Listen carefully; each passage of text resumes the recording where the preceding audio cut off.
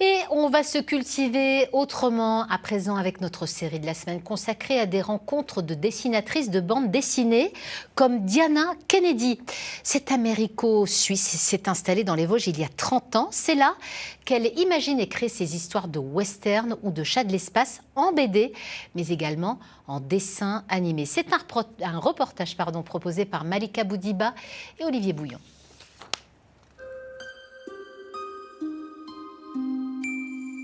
Je ne suis pas une peintre qui fait une belle image. Bon, j'ai essayé évidemment, mais pour moi, le dessin, c'est avant tout un moyen de transporter une histoire, de transporter ce que j'ai envie de raconter.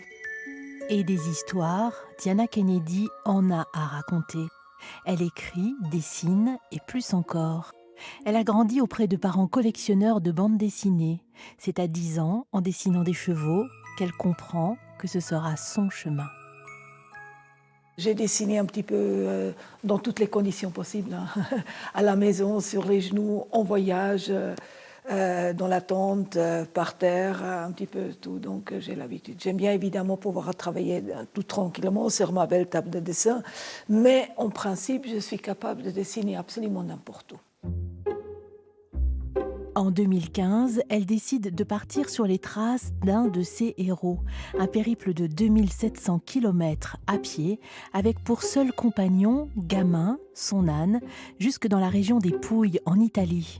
Un voyage initiatique de 7 mois qui lui permet de retrouver une confiance en elle qu'elle avait perdue. Cette aventure a énormément changé ma vie, ça c'est clair.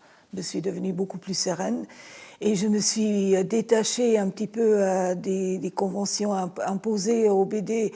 J'ai cassé un petit peu les codes pour vraiment me trouver moi-même. Et je pense que c'est une bonne chose. Quand j'ai commencé, évidemment, c'était un univers pratiquement entièrement dominé par les hommes. Et les peu de femmes qui étaient actives, elles faisaient avant tout des thèmes très féminins, justement. Et vous allez rire, mais c'est pas mon truc.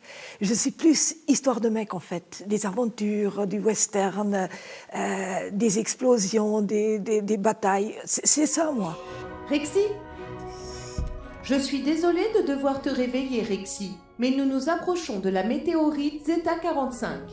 Diana a transformé sa BD Rexy, le chat de l'espace, en dessin animé.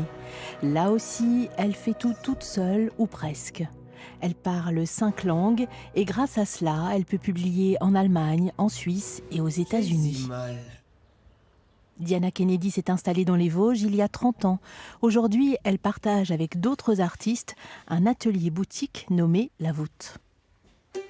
Allez, gamin, on va rentrer pour aujourd'hui. Son fidèle compagnon, Gamin, rythme toujours ses journées. Le rêve de Diana, refaire un jour le chemin jusqu'en Italie.